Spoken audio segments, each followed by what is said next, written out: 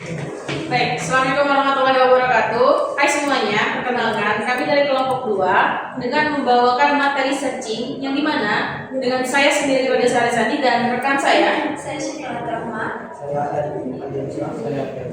Sini kami akan membahas metode umum yang biasa dilakukan oleh para user, yang dimana untuk slide pertama dibawakan oleh rekan saya bernama Erik Aliansyah. Untuk Erik, silakan. Di sini adalah pengertian searching. Dalam dunia pemrograman, proses pencarian elemen dalam ukuran data disebut searching. Searching adalah proses menemukan elemen tertentu dalam sebuah struktur data seperti array, list, atau database. Algoritma pencarian digunakan untuk menentukan apakah suatu elemen ada dalam kumpulan data dan jika ada mengembalikan lokasinya. Jadi searching adalah bukan hanya menentukan data itu ada atau tidak, tetapi menentukan juga posisinya ada di mana. Yang kedua adalah backcondition.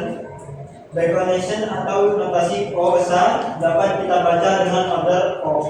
Adalah suatu cara atau sebuah metode untuk melakukan analisa terhadap kinerja sebuah algoritma untuk menghitung seberapa kompleksitas dari algoritma yang dibuat.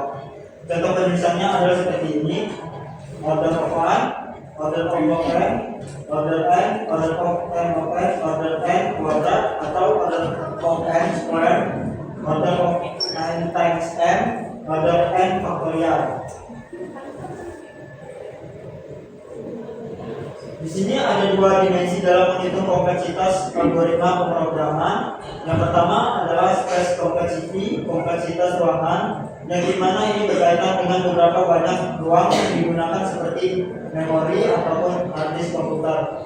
Contohnya adalah seperti di handphone kita ini. Jikalau kita memiliki banyak foto dan menginstal banyak aplikasi, kita memerlukan penyimpanan yang cukup besar. Yang kedua, space complexity, dalam bahasa Indonesia-nya adalah kompleksitas waktu, yang dimana ini berkaitan dengan beberapa lama sebuah model itu dijalankan. Tujuan dari analisa algoritma pemrograman tersebut adalah untuk menumbuhkan kesadaran kepada pengguna, user atau pembuat algoritma untuk mencari alternatif atau sebuah jalan yang lebih baik sebelum data semakin besar dan berdampak kepada performa aplikasi yang dibuat. Di sini adalah contoh kasus order n square, yang dimana ini jumlah datanya ada 3. Jumlah data ini adalah n, bisa disebut n. N dikali n mendapatkan jumlah operasinya 9. Nah, jumlah data 5 dikali 5 mendapatkan jumlah operasi 25, dan seterusnya sampai di sini ada penulisan yang salah, salahnya di sini 1000.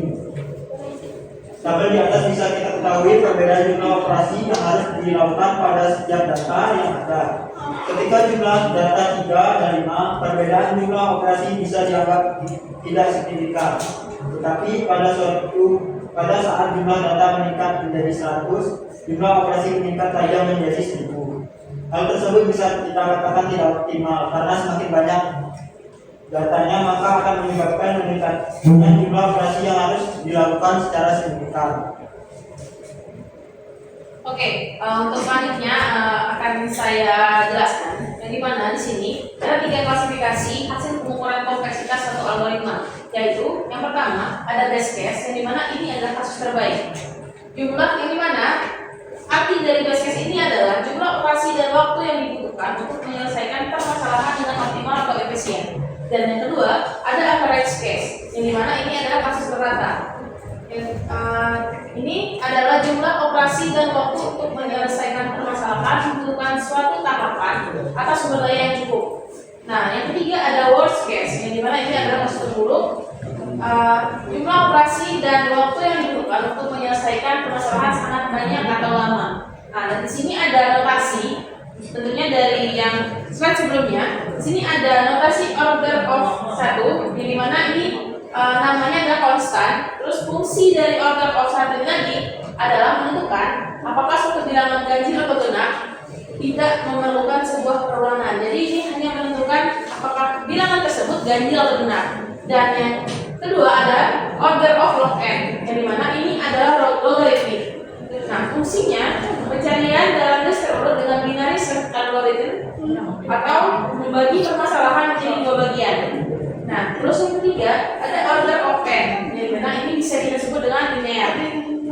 ini fungsinya pencarian dalam list tidak terurut atau kompleksitas bertumbuh setara dengan pertumbuhan data.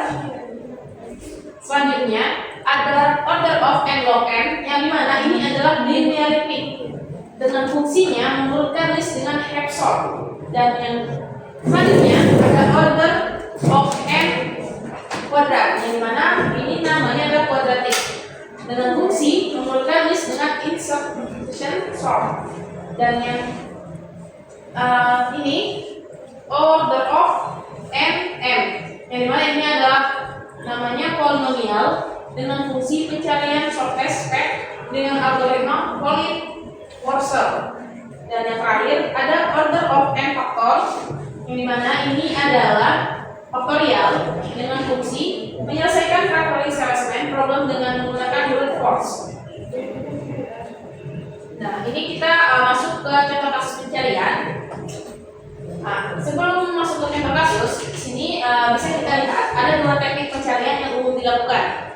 Yang pertama ada linear search dan yang kedua adalah binary search. Yang dimana linear search atau sequential ini adalah merupakan teknik yang efisien untuk mencari data yang acak atau tidak urut. Sedangkan binary search adalah merupakan teknik yang efisien untuk mencari pada data yang telah berurutan. Jadi untuk linear search tadi itu datanya tuh tidak harus terurut, sedangkan binary search harus terurut. Misalnya A sampai Z, 1 sampai 100 begitu. Nah, di sini ada sedikit penjelasan tentang linear search, yang dimana pencarian linear search adalah sebuah teknik yang efisien untuk mencari data pada data yang teracak atau tidak terurut. Pencarian ini dilakukan dari data pertama, lalu dibaca satu persatu hingga data yang kita cari ditemukan atau sampai data terakhir. Dengan contoh, mencari sebuah nama mahasiswa dalam data nama yang tidak diurutkan menurut abjad. Pencarian akan dilakukan dari awal daftar dan kemudian dibaca satu persatu hingga data yang ditemukan. Misalnya begini. Untuk yang pertama kali daftar adalah Vanessa, dan yang mendaftar kedua adalah Aliansyah, dan ketiga Shiva, keempat Arisandi, kelima Erik, dan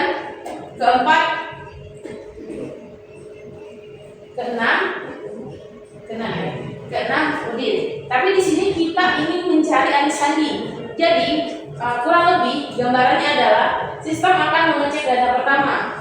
Jika data pertama bukan Arisandi, maka sistem akan kembali mengecek data kedua. Dan jika memang data kedua bukan Arisandi, maka sistem akan mengecek ke data ketiga. Dan di sini untuk data ketiga adalah Shiva, jadi bukan. Maka sistem akan mengecek kembali data yang keempat, yang dimana data keempat adalah Arisandi. Nah, jika sudah ketemu data Arisandinya, maka sistem akan berhenti di sini saja. Jadi tidak akan melakukan pengecekan sampai data di dalam database tersebut habis, begitu. Nah, contoh mencari data bernilai 15, yang dimana di sini bisa dilihat ada indeks dan data. Indeks 0 itu adalah datanya 8, 1 datanya 12, indeks kedua datanya 15, indeks ketiga datanya 20, dan indeks keempat 40, dan yang kelima ada 36. Jadi berdasarkan teknik pencarian linear terlihat bahwa kompleksitasnya berupa O order of n, yaitu O order of 1, yang dimana kondisi dalam keadaan terbaik best case apabila data yang dicari langsung dapat ditemukan pada posisi pertama atau indeks ke-0, dan order of n kondisi dalam keadaan terburuk worst case apabila data yang dicari berada pada posisi terakhir. Oke, di sini binary search. Binary search ini adalah pencarian biner. Binary search merupakan teknik yang efisien untuk mencari sebuah data yang telah berurutan. Jika sebuah data berurutan, maka pencarian menggunakan linear search tidaklah efisien, karena linear search mencari data satu persatu dari awal hingga akhir. Misalnya, kita mencari arti dari kata where pada sebuah kamus bahasa Inggris, maka kita tidak perlu memulai pencarian dari awal huruf A. Karena apa? Karena isi dari kamusnya telah berurutan. Jadi kita bisa langsung menuju pada halaman yang diawali dengan huruf R. Karena binary search adalah sebuah model pencarian data atau elemen dalam sebuah array dengan syarat kondisi data dalam keadaan terurut.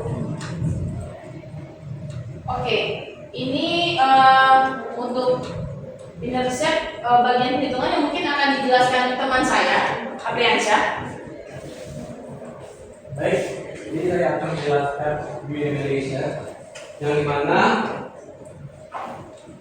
langkah-langkah dalam mencari binary set algoritma.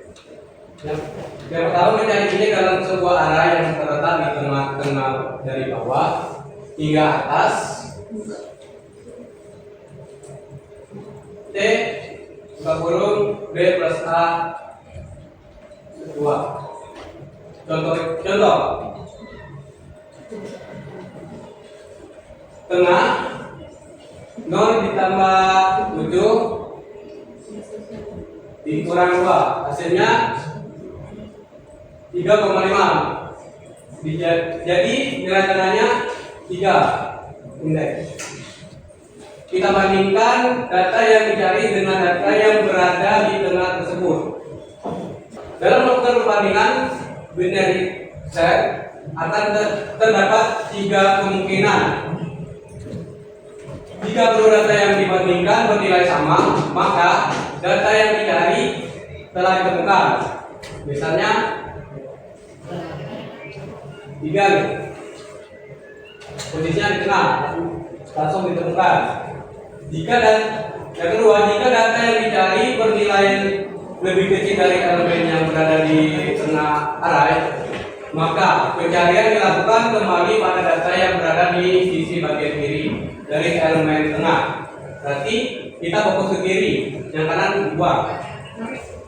Dan yang ketiga, jika data yang dicari bernilai lebih besar dari elemen yang berada di tengah array, maka pencarian dilakukan kembali pada data yang berada di sisi bagian kanan dari elemen tengah.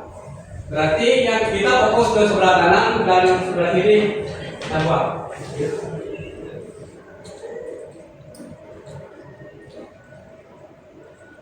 Selanjutnya ada contoh mencari data bernilai 17.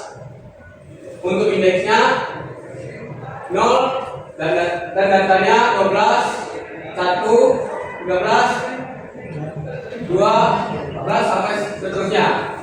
Cara mengerjakan binary. Yang pertama, bagilah jumlah data menjadi 2 bagian.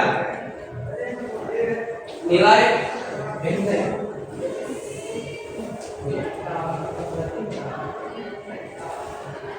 dibagi 2 sampai 8 dibagi 2, yaitu 4.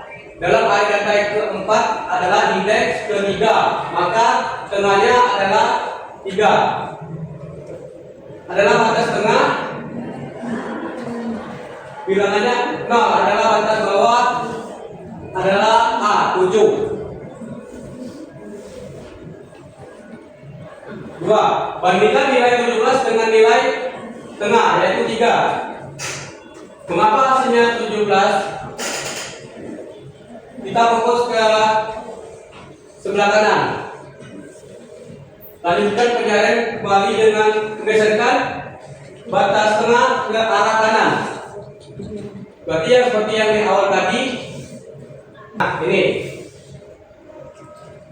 nilai tengah 0 ditambah 7, hasilnya dikurang 2, hasilnya 3,5. Jadi kita ambil 3. 5-nya kita buang, jadi nilai tengahnya adalah 3. Yang 4, bandingkan dengan nilai yang kita cari, yaitu 17. Nilai tengah dengan, berarti kita fokus ke sebelah kanan, sebelah kiri kita buang. Nilai tengahnya yaitu ini 5. Kita fokus ke sebelah kanan 5. Untuk datanya itu 17. Berarti data yang ditemukan selesai. Di sini kita akan mencari dengan contoh soal, kita mencari data bernilai 18. Yang dimana data bernilai 18 kan bisa dilihat di tabel ini ada di indeks ke-6. Nah, di sini cara kerja pencarian binar yang pertama-tama di sini bisa kita ketahui B sebagai batas bawah, T sebagai batas tengah dan A sebagai batas atas. Jadi untuk pertama-tama sebelum kita masuk ke perhitungan bilangan biner, yaitu kita harus membagi dua bagian data. Jadi di sini untuk data itu indeksnya. Dari mana datanya di sini adalah 10 data. Nah, 10 data ini atau 10 indeks ini kita bagikan dengan 2. Dan didapatlah ada 5 kan? 10 dibagi 2 kan 5. Nah, di dalam data array kelima, indeks kelima adalah indeks keempat. Data kelima itu adalah indeks keempat karena apa? Karena indeks itu dimulai dari 0. Nah, di indeks keempat adalah batas tengah. Yang dimana bisa kita lihat untuk indeks batas tengah ini adalah 16. Jadi di sini kita lingkarkan dulu. Nah, tadi kan kita ingin mencari nilai 18. Yang dimana 16 ini kan tidak sama dengan 18. Jadi di sini kita akan melanjutkan pencarian kembali dengan cara menggeser batas bawah dan batas tengah ke arah kanan. Yang dimana di sini adalah B batas bawah sama dengan batas tengah indeks keempat ditambah dengan 1. Nah, berarti untuk batas bawahnya adalah B5. B adalah indeks ke-5. Jadi bisa kita ketahui dulu ya untuk batas bawahnya berarti ada di indeks ke-5. Sedangkan batas tengah ini adalah 5 ditambah dengan 9 terus dibagikan dengan 2. Nah, untuk ini artinya adalah indeks kelima ditambah dengan indeks ke-9 dibagi dengan 2, yang dimana 5 ditambah 9 adalah berapa? 14 ya?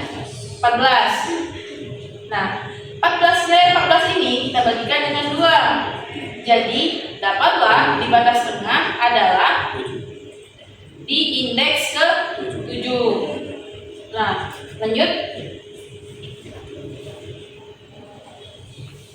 Nah, jadi di sini karena kita sudah fokusnya ke kanan, jadi untuk indeks ke-0 sampai indeks ke-5 atau 5 data ini kita coret saja.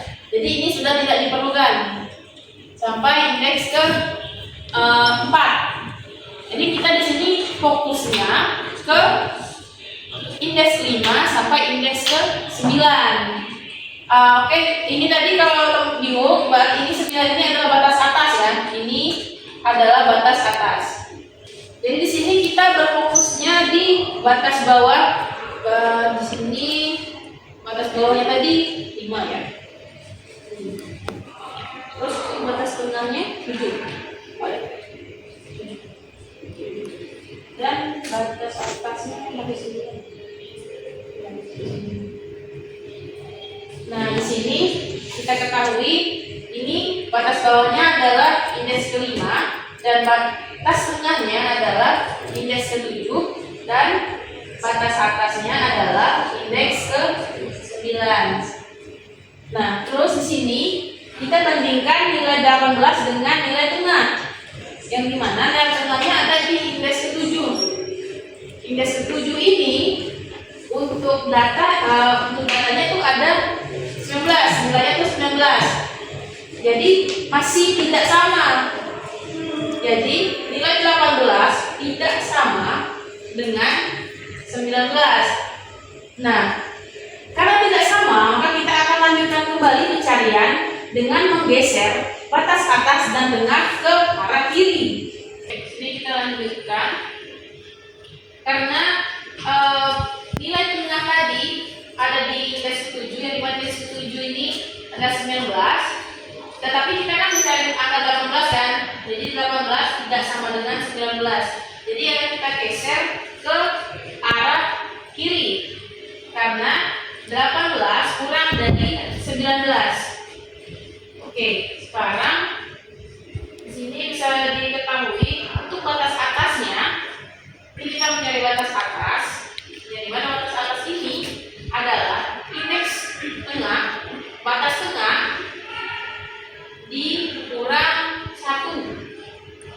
yang dimana batas atasnya adalah 6. Jadi batas atas di sini berpindah ke indeks ke 6. Dan tengahnya dan batas tengah ini adalah batas bawah ditambah batas atas dibagi dengan 2. Ini rumusnya ya.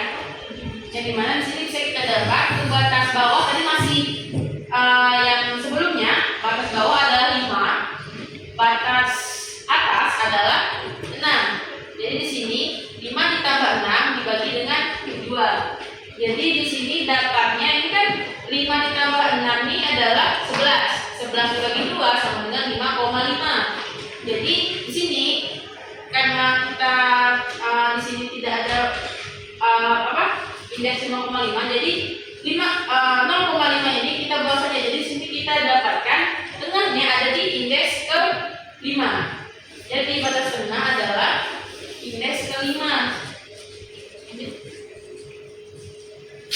Nah, di sini kita kan sisa batas bawah dan batas atas. Yang dimana di sini batas bawah dan batas atasnya kan sama.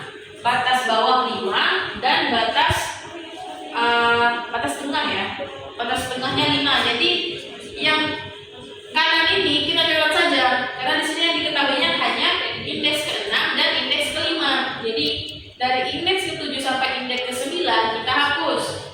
Jadi di sini kita berfokus di indeks ke-5 dan indeks ke-6. Terus di sini kita bandingkan nilai yang kita cari, yang dimana nilai 18 dengan batas tengah. Karena di sini batas tengahnya adalah 17, jadi tidak sama. Jadi masih kita lakukan pencarian karena di sini 18 tidak sama dengan 17. Di sini kita akan melanjutkan pencarian dengan menggeser ke kanan, dengan menggeser B ke kanan, karena 18 lebih dari 17.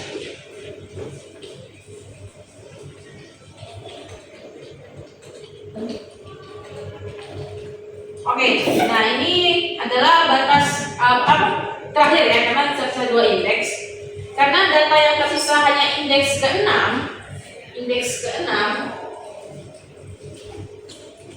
maka indeks ke-6 ini adalah indeks batas bawah, batas atas, dan batas tengah ini sama.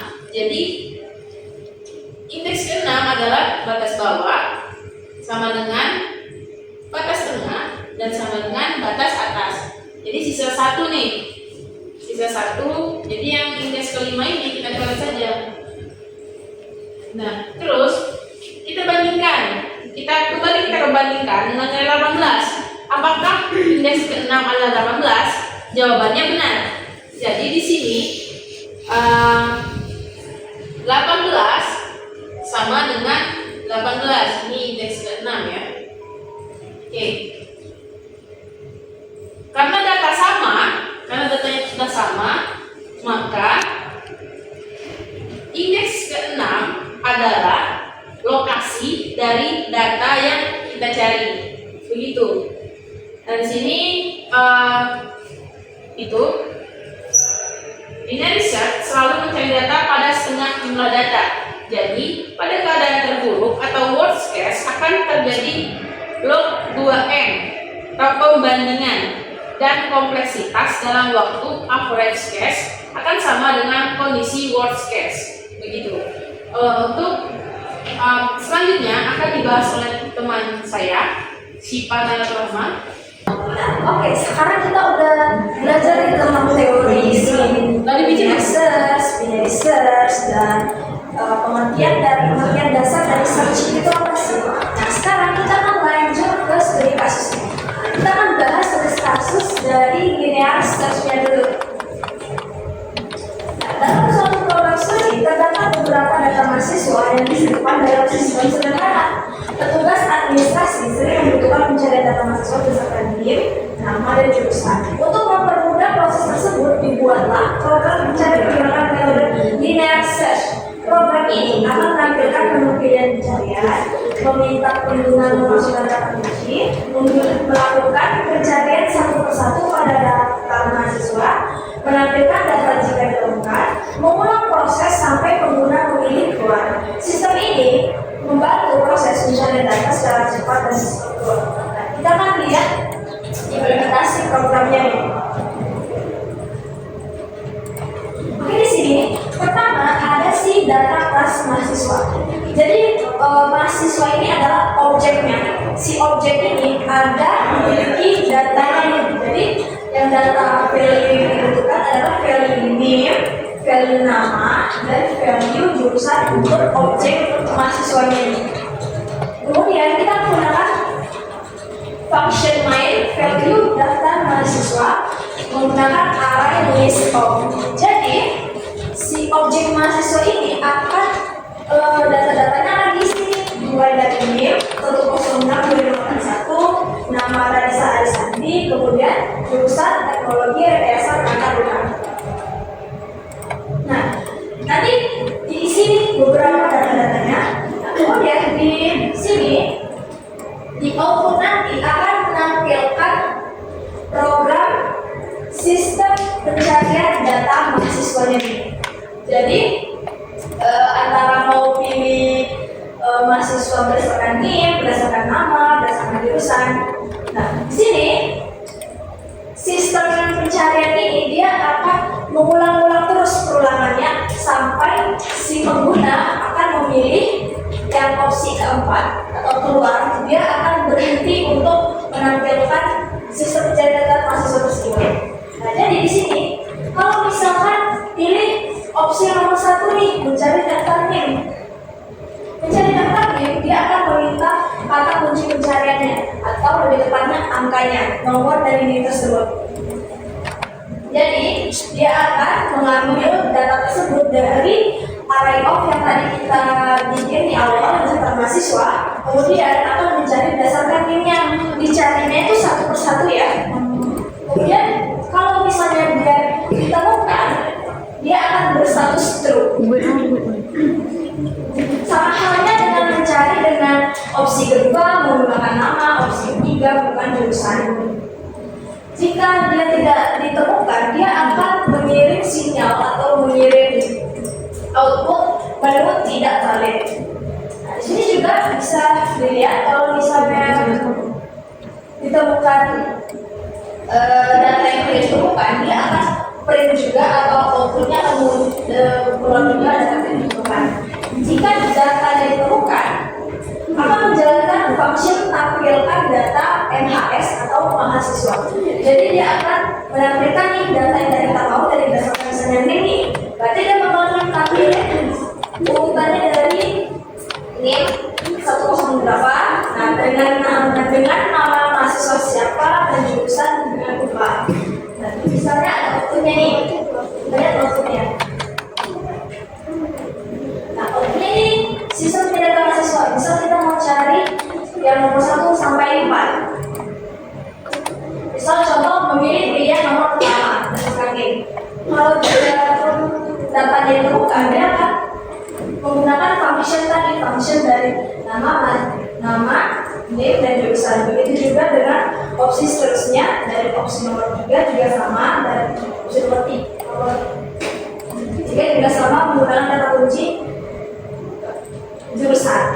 Dan jurusan ini dia akan menampilkan semua data yang ada dengan jurusan yang kita cari. Nah, analisis programnya, program yang kami buat merupakan sebuah implementasi algoritma linear search menggunakan bahasa pemrograman Kotlin. Data mahasiswa disimpan di dalam array list yang di dalamnya berisi objek dari kelas mahasiswa dengan atribut di dalamnya NIM, nama, dan jurusan. Program menggunakan data kelas untuk merepresentasikan suatu objek mahasiswa dengan menggunakan array list untuk menyimpan kumpulan data dari satu mahasiswa. Pemilihan array list memungkinkan penyimpanan data secara dinamis menyesuaikan keadaan ya, dan mudah dilakukan perulangan untuk melakukan proses pencarian. Algoritma yang digunakan sequential search dengan cara kerjanya yang membaca input pengguna, melakukan perulangan for dari indeks pertama hingga akhir, membandingkan setiap elemen dengan kata kunci. Jika data cocok maka akan ditampilkan, tetapi jika data tidak cocok atau tidak ditemukan maka akan ditampilkan data tidak ditemukan. Jadi sama nih sama teori yang sebelumnya kita bahas oleh kita. Selanjutnya ada studi kasus berdasarkan binary search. Di sebuah program studi terdapat banyak data mahasiswa yang tersimpan dalam sistem dengan sistem terurut ya. Untuk mempercepat proses pencarian berdasarkan name digunakan metode binary search. Karena binary search hanya dapat digunakan pada data yang telah terurut, maka mahasiswa disusun berdasarkan name secara accident, kecil ke besar. Sistem ini akan menampilkan menu pencarian, meminta pengguna memasukkan name, melakukan pencarian menggunakan algoritma binary search, menampilkan data jika ditemukan, dan menampilkan pesan jika tidak ditemukan. Metode ini lebih cepat dibandingkan linear search karena membagi data menjadi dua bagian setiap proses pencariannya. Kita langsung ke implementasi programnya. Nah, di sini di awal dia masih sama nih dengan linear search dengan menggunakan data kelas, function value mahasiswa, menggunakan array list of. Kemudian di sini masih sama juga untuk output sistem pencarian name binary search. Nah, di sini kita cukup cari untuk name-nya aja. Di name masukkan name yang dicari itu ada if target node or MC. Itu maksudnya name-nya itu tidak boleh kosong. Kalau misalnya kalian ngisinya kosong, itu dia akan menampilkan pesan itu tidak ada kosong. Kemudian jika kita pilih nomor 1, itu akan menjalankan function binary search ke daftar mahasiswa. Nah, jika kalian pilih yang keluar, dia akan berhenti perulangan untuk si sistem pencarian ini. Kalaupun inputannya programnya dihentikan, program dihentikan ini artinya dia berhenti ya, sudah tidak melakukan perulangan untuk sistem pencarian ini. Dan menu juga tidak valid. Menu tidak valid ini maksudnya kalian misalnya pilih menu lebih dari 1 dan 2, opsi 1 dan 2. Misalnya kalian ketik yang ketiga, nah itu kalian tidak dapat menemukannya atau kebetulannya memunculkan pesan menu tidak valid dan akan diakhiri program selesai. Nah, di sini perbedaan binary sama linear. Linear tadi dia cukup simpel ya, kelihatannya kayak dia cari satu persatu, tapi itu lama. Itu kerjanya dia lama. Tapi di function binary search dia bakal lihat array list dari mahasiswa. Nah, kemudian kalian akan lihat sini variabel left dan variabel right. Di sini kita bayangin si datanya ini itu dia full, bentuk yang full. Nah, kalau di variabel left dia itu akan mengambil target bagian kiri, berarti wilayah dia itu bagian kiri doang, wilayah tadi 0, indeks 0. Kemudian variabel right dia bakalan ambil wilayah ke kanan, jadi masing-masing punya pegang wilayahnya sendiri. Kemudian di sini ada while left right, maksudnya bagian ini maksudnya itu apa sih? Maksudnya kalau misalnya pencariannya ini tidak terbatas, tidak membentuk wilayah kanan, pencarian dari kiri ini akan terus berlanjut terus, tidak akan berhenti. Tapi kalau value in left plus right bagi 2, itu maksudnya dari wilayah kiri dan wilayah kanan dia akan membagi, yaitu dia lebih kepada ngambil titik tengah dari wilayah kiri dan wilayah kanan. Kemudian ini ada situasi nih, situasi ini ketika list mid yang tampil return mid, itu maksudnya kalau misalnya data ini, misalnya objek yang tadi tuh objek mid yang kita cari ternyata ada di tengah titik ini, itu berarti ketemu dong, berarti berarti dia nanti bakal kasih sinyal return mid kalau datanya ditemukan di tengah titik itu.